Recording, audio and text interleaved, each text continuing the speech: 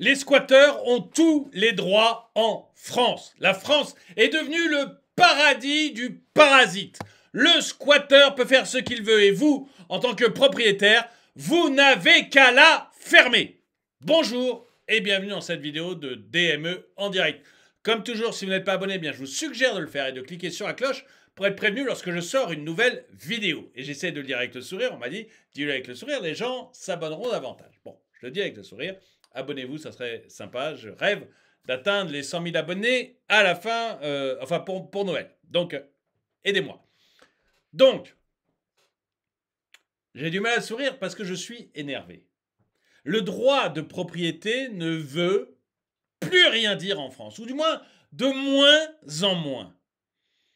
On le voit sur beaucoup de choses que l'État fait sur votre maison. Par exemple, le fait qu'il vous oblige plus ou moins à avoir une certaine isolation, à contrôler la température à l'intérieur de votre maison. Le fait qu'il y ait des volontés de vous obliger à faire de l'isolation avant de vendre votre maison. Ce n'est pas encore le cas, on est d'accord, mais il y a cette volonté de loi qui est en train de passer au niveau de l'Europe et au niveau de la France. Bref, il y a de moins en moins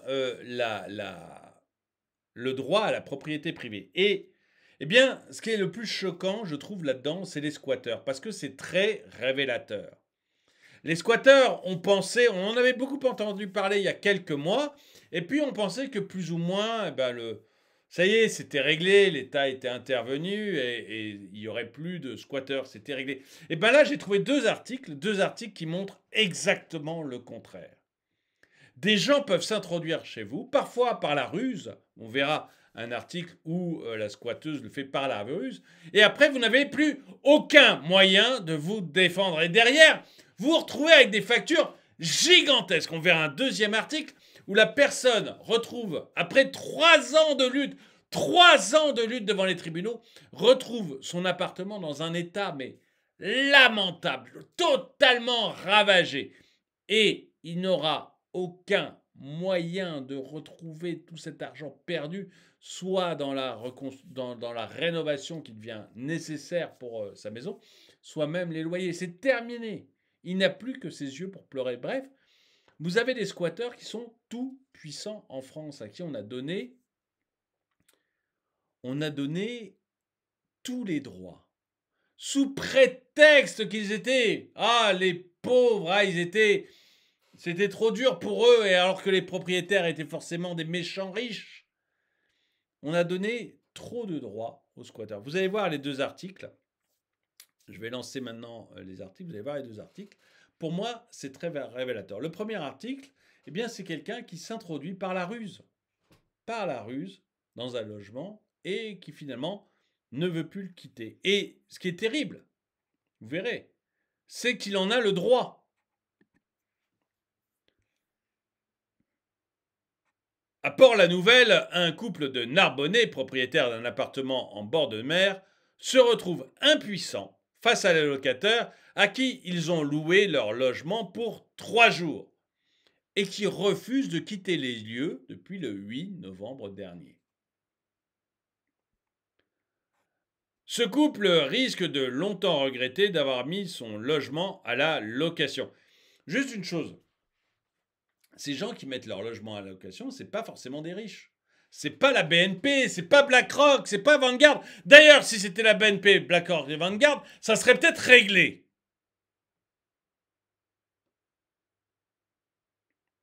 Mais là, c'est juste des gens qui économisent toute leur vie, qui achètent un appartement, peut-être pour leur retraite, peut-être pour un complément de revenu, peu importe,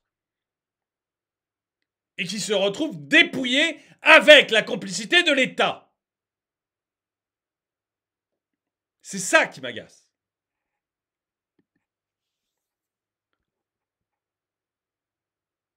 Ce couple risque de longtemps regretter d'avoir mis son logement à la location. Comme le rapportent nos confrères de l'Indépendant, les propriétaires narbonnais d'un appartement situé à Pont-la-Nouvelle, dans l'Aude, se retrouvent dans l'impasse face à leurs locataires qui refusent de quitter les lieux. Les propriétaires avaient loué, via le Bon Coin, leur logement pour une durée de 3 nuits à une femme qui se présentait comme étant originaire de Clermont-Ferrand. Au terme de son séjour, le couple a tenté de reprendre contact avec cette dernière par SMS, de façon à organiser sa sortie des lieux. Ça me fait penser, excusez-moi, ça me fait penser à quelque chose que j'avais déjà lu, avec notamment des propriétaires qui avaient loué via Le Bon Coin. Ah oui, ça y est, je me souviens. Non, pas via Le Bon Coin, via Airbnb. Une très belle maison à une locataire. Et la locataire avait loué, je crois, 2 nuits, 3 nuits, et n'était jamais repartie. Je crois que la vidéo s'appelle La locataire du diable, ou un truc comme ça. La locataire de l'enfer. La locataire de l'enfer. Qui n'était jamais repartie de cette maison sublime qui avait été louée pour 2 ou 3 nuits. Et pourquoi ça me le rappelle? Parce que vous verrez après, la locataire en question, la locataire de l'enfer, avait demandé maintenant l'équivalent d'à peu près 90 000 euros pour partir. C'est-à-dire qu'elle refusait de partir, sauf si le propriétaire lui donnait 90 000 euros. Et la justice lui donnait raison. On est chez les dingos. On est chez les dingos. Là, vous allez voir, on est sur un truc pas loin, je trouve. Donc, eux, ils passent pas par Airbnb, ils passent par Le Bon Coin. Ils louent leur appartement, 3 jours, 3 nuits plus exactement, à quelqu'un qui arrive. C'est un peu comme du Airbnb, mais bon, pour 3 nuits et via Le Bon Coin. Au terme du séjour, il tente de reprendre contact avec la locataire de façon à organiser sa sortie des lieux. En vain. Après plusieurs jours de silence radio, la femme a finalement repris contact avec eux le 11 novembre pour leur expliquer qu'elle ne quitterait pas le logement à la date initialement prévue, invoquant des difficultés personnelles. Je loue pour 3 jours, mais finalement je ne vais pas partir. J'ai des problèmes personnels. Mais je m'en tape. Alors vous allez voir, évidemment, elle justifie. Parce qu'il y a toujours une justification. Il y a toujours les gens qui osent vous dire bien droit dans les yeux « Je suis en train de vous empapaouter », il n'y en a pas beaucoup. Il y a toujours une raison, toujours.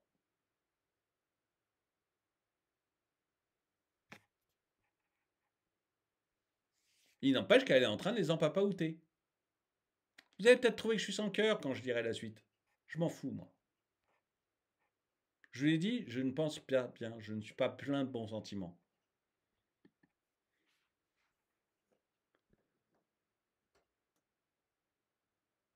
Donc elle les contacte pour dire on partirait pas. Terminé, je pars pas. Cela fait plusieurs semaines que je passe d'hôtel en hôtel avec mes enfants, je n'ai nulle part où aller. Je suis désolé que ça tombe sur vous. Je suis désolé que ça tombe sur vous. Je suis en train de te rouler, mais je suis désolé, mon gars. Moi aussi, j'ai des problèmes.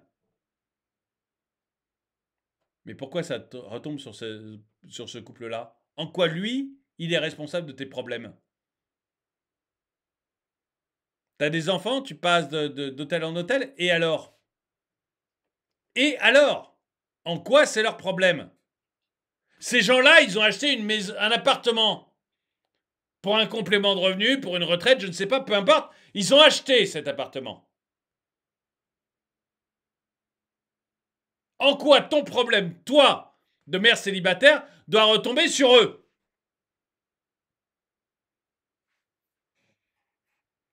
Vous trouvez que je suis sans cœur? Dites-le moi dans les commentaires, il n'y a pas de problème. J'assume.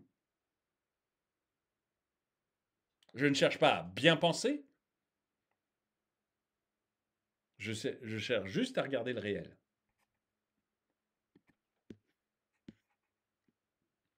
Une situation particulièrement désagréable face à laquelle le couple a décidé de porter plainte à la gendarmerie. Donc eux, ils vont à la gendarmerie. Alors je rappelle juste 2 autres vidéos que j'avais faites où les gens avaient trouvé d'autres solutions. J'avais trouvé d'autres solutions que la gendarmerie. Ils étaient allés, l'un était venu avec d'anciens militaires, c'était lui-même un militaire du côté de Toulouse. Il y était allé avec des collègues ancien légionnaire. Et le mec s'était enfui. Le squatteur s'était enfui en les voyant arriver. Et le deuxième, eh ben, il avait attendu que sa squatteuse sorte. Il était rentré dans l'appartement, il avait changé lui-même les verrous et il s'était proclamé squatteur de sa squatteuse. Parce que les gens, au bout d'un moment, ils font justice eux-mêmes. Et vous allez voir qu'ils n'ont pas forcément tort. Eux sont allés donc à la gendarmerie.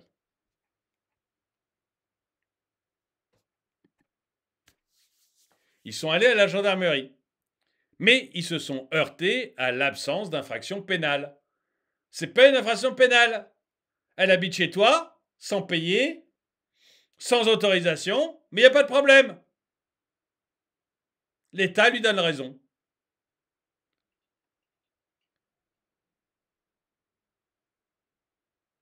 Et compte tenu de la trêve hivernale, il leur sera difficile de récupérer leurs biens avant le 31 mars prochain. Donc je ne sais pas, peut-être qu'ils remboursent des prêts sur cette maison. Ils remboursent eux des prêts sur cette maison, ils vont devoir payer l'eau et l'électricité pendant 4 mois. Ils n'auront pas de ressources. S'ils arrivent à la faire expulser, c'est pas gagné. S'ils arrivent, on en parlera tout à l'heure, pourquoi c'est pas gagné, parce que dans notre exemple, on voit qu'on ne les expulse pas, ces gens-là. S'ils arrivent à la faire expulser, ils récupéreront jamais les loyers qu'elle n'a pas payés, ni même les dégradations qu'elle a faites. C'est pour leurs pommes. Et pourquoi ils ont fait quoi, ces deux personnes? Il a fait quoi, ce couple, pour avoir à supporter les problèmes de cette dame et de ses enfants?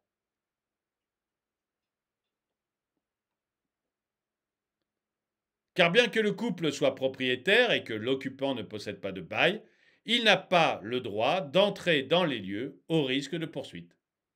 Si le couple propriétaire rentre dans l'appartement, c'est lui qui est poursuivi. La police et la justice s'attaquent à lui. C'est pour ça que je vous dis que le droit de propriété n'existe plus. On est chez dingue. C'est un renversement complet de situation.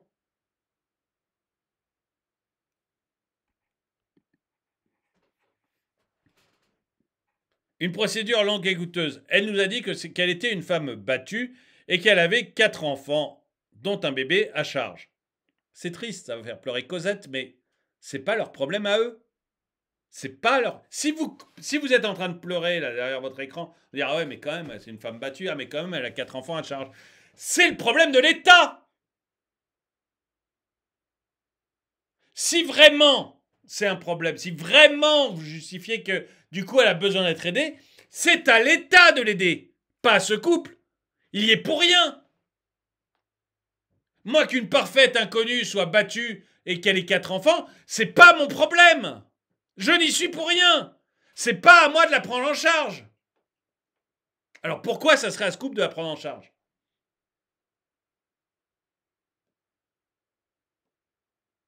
Si c'est à l'État de la prendre en charge, si c'est à la collectivité de la prendre en charge, alors on la loge et on doit avoir des logements pour ce genre de choses. Mais c'est pas à ce couple de gérer le truc. C'est pas à un particulier de gérer ce truc. Il y est pour rien, ce couple. C'est pas lui qui a fait ses enfants. C'est pas lui qui bat la dame. Pourquoi c'est à lui d'assumer? Je sais que je suis sans cœur en disant ça, mais j'analyse juste les choses logiquement.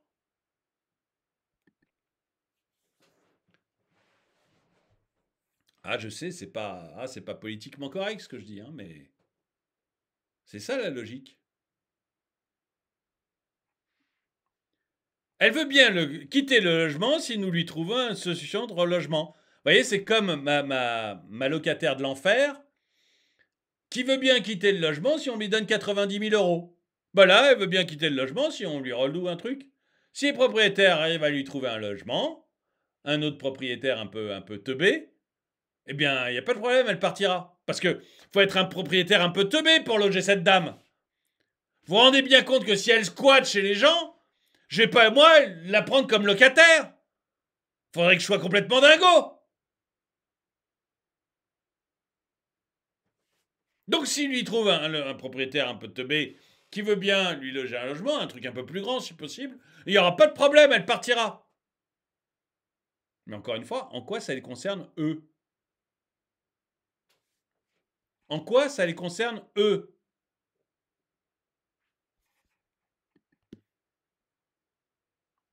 On marche sur la tête, affirment les propriétaires. Je suis parfaitement d'accord avec ça. Leur seule voie de recours semble être d'engager un huissier de justice pour signifier à le locataire de quitter les lieux et, éventuellement, de saisir un juge pour obtenir une ordonnance d'expulsion. Cependant, cette procédure s'annonce longue et coûteuse. Surtout longue, on va en parler tout à l'heure, surtout longue avec la trêve hivernale au moins le 31 mars. Au moins. Mais vous verrez qu'en réalité, c'est beaucoup plus long. En attendant une solution légale, le couple envisage d'organiser une manifestation devant l'appartement pour faire entendre leur détresse. C'est bien, mais ça ne vous aidera pas. Ça va peut-être vous soulager, vous allez peut-être un peu vous sentir moins seul. Ça ne vous aidera absolument pas. Et on va voir. Et donc, vous voyez, voilà. Une personne s'installe par la ruse. Je vais louer votre appartement 3 jours, comme ma locataire de l'enfer là sur le Airbnb. Et une fois que je suis dans la place, c'est fini. Vous pouvez plus me virer, c'est terminé. J'y suis, j'y reste. Vous voulez que je parte? Relogez-moi. Ou payez-moi. Vous savez, j'ai des problèmes. Mais moi aussi, madame. Mais le couple aussi, il a des problèmes, madame. Sauf que lui, il est propriétaire. Et donc, ils sont passés par la justice. Ils sont passés par la gendarmerie. Ils sont passés par la loi française. Regardez un cas d'une autre personne qui est passée par la justice, par la gendarmerie, par la loi française. Les locataires qui ne payent plus leur loyer depuis 3 ans. 3 ans. Il est passé par la justice, lui. Il est aussi passé par la justice française. Les locataires qui ne payent plus leur loyer depuis 3 ans ont été expulsés au terme d'une longue procédure. Tu m'étonnes. Ils ont laissé des excréments, des sacs poubelles, des murs moisis, notamment. Des images de désolation. Au terme de plusieurs mois de combat, un propriétaire de Château du Loir, dans la Sarthe, a retrouvé son logement squatté dans un état déplorable, nous raconte le petit courrier L'Écho. Excréments dans une chambre, fenêtres ouvertes et moisies, détritus, poubelles et affaires laissées sur place, murs rongés par l'humidité, portes cassées ou encore salle de bain hors d'état. Tout est à refaire et devinez qui va payer. C'est pourtant la première fois que ce propriétaire se retrouve dans une telle situation, lui qui loue 8 logements dans le secteur. Et il le confirme, auparavant, il a occupé cette maison et elle était en parfait état. Mais c'est avec un masque sur le nez qu'il a fait visiter la maison à nos confrères. Je ne touche à rien, car je n'ai pas le droit. Je dois attendre que les locataires, partis du jour au lendemain, veuillent bien tout enlever. On est chez les dingos. Il doit attendre que les locataires qui sont partis du jour au lendemain veuillent bien tout enlever. Il n'a pas le droit de l'enlever. Sinon, je vais devoir tout mettre dans un garde-meuble. On est chez les dingos. Ces mecs-là laissent leurs ordures, mais lui, après 3 ans de squat, mais lui, propriétaire, la justice lui demande de mettre ses ordures dans un garde-meuble. De payer le garde-meuble. On est chez les fous. Ces locataires, ce sont un couple et leur fille arrivés en janvier 2020. Sauf qu'au bout de 8 mois, ils ne payaient plus leur loyer. Vous voyez, un peu comme la dame qui arrive pour 3 jours. Ouais, et puis au bout de 3 jours, elle ne paye plus. Après avoir tenté de négocier avec eux et avoir fait un plan d'appurement de la dette avec la CAF, rien ne s'est passé. Et comme la fille là, de tout à l'heure, qui vous dit non, non, mais si vous me trouvez quelque chose pour me reloger, il n'y a pas de problème, je vous laisse. Alors déjà, c'est pas mon problème de te reloger, grande. Hein, tu te démerdes avec tes problèmes. Et ensuite, vous voyez bien, vous allez négocier très bien, mais il ne se passera rien en fait. Parce qu'ils s'en foutent. Ce qu'il y a, c'est que pendant la négociation, la procédure n'avance pas. Donc eux, ils gagnent du temps. C'est tout ce qu'ils cherchent. Tout ce qu'ils cherchent.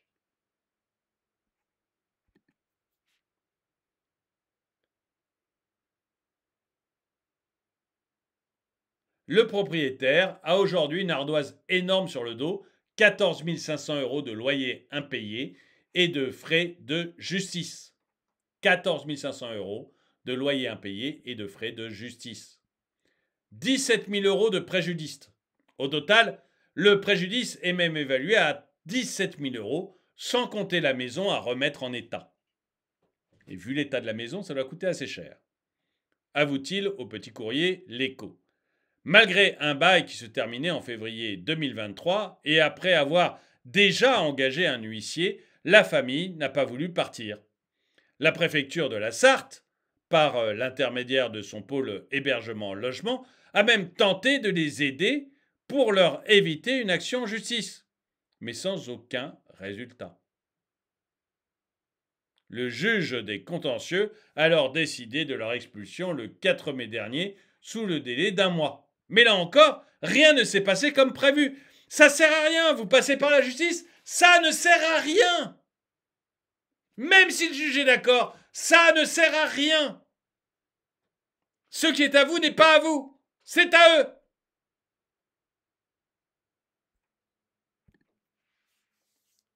À ce moment-là, on pensait qu'en juin, on serait tranquille. Mais manque de bol. Oh, qu'est-ce que c'est énervant. Excusez-moi, je vais fermer ça. Mais manque de bol, ils sont restés sans droit ni titre jusqu'en octobre, comme des squatteurs. Les 3 membres de cette famille sont finalement partis juste avant le jour programmé de l'expulsion le 25 octobre, avant la trêve hivernale, au grand soulagement des propriétaires. Mais l'état de la maison est insalubre, les désole. Le couple déplore la lenteur de la justice dans ce genre de cas. Tous les travaux et opérations de nettoyage sont maintenant à leur charge. Voilà ce qui se passe. Voilà ce qui se passe en France quand vous respectez la loi. Voilà ce qui se passe en France quand vous respectez la loi. D'un côté, vous avez les gendarmes qui vous disent non, non, monsieur, on ne peut rien faire. Elle a le droit de squatter chez vous. Il n'y a pas de problème. Et vous, vous n'avez pas le droit de rentrer chez vous. Et le locataire vous dit bah, trouvez-moi une solution de logement. Il n'y a pas de problème, je partirai si vous me trouvez un autre appartement. Plus grand, s'il vous plaît.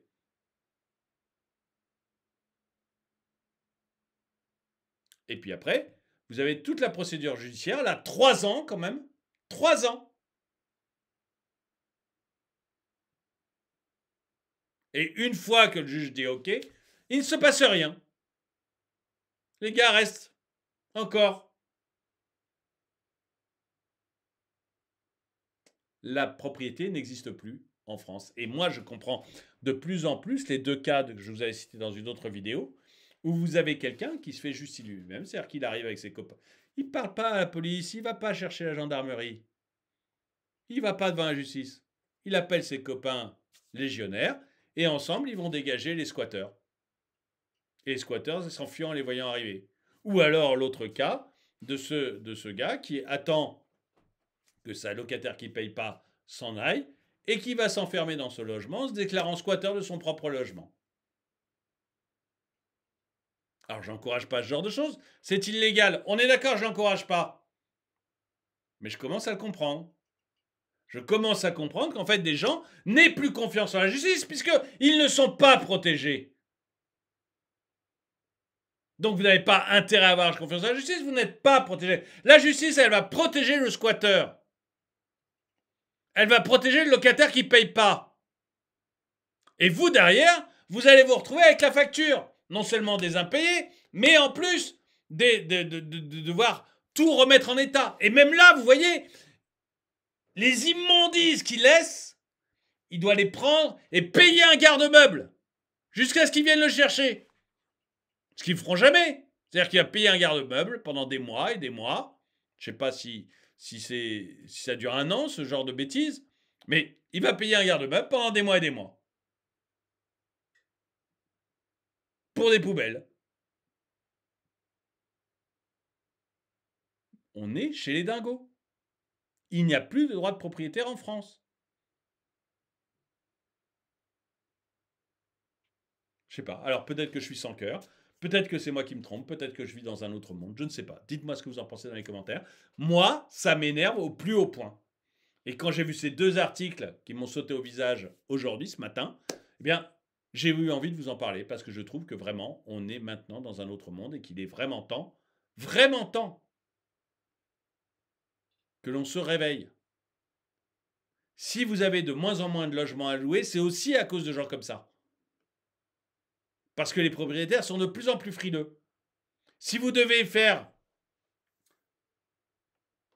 des dossiers pas possibles pour trouver un logement à Paris, par exemple, ou à Lyon, ou dans une grande ville, c'est aussi à cause de gens comme ça.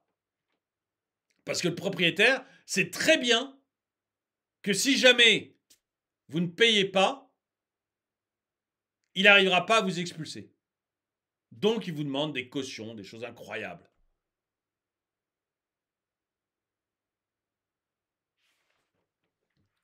Ce genre d'attitude se retourne contre tous les gens honnêtes. En fait, la mansuétude de l'État et de la justice vis-à-vis des malhonnêtes se retourne contre tous les gens honnêtes, qu'ils soient locataires ou propriétaires. Dites-moi ce que vous en pensez dans les commentaires. En tout cas, merci d'avoir regardé cette vidéo. Mettez-lui un pouce vers le haut, commentez-la, partagez-la. Merci à tous ceux qui soutiennent la chaîne. Et moi, je vous dis à très bientôt.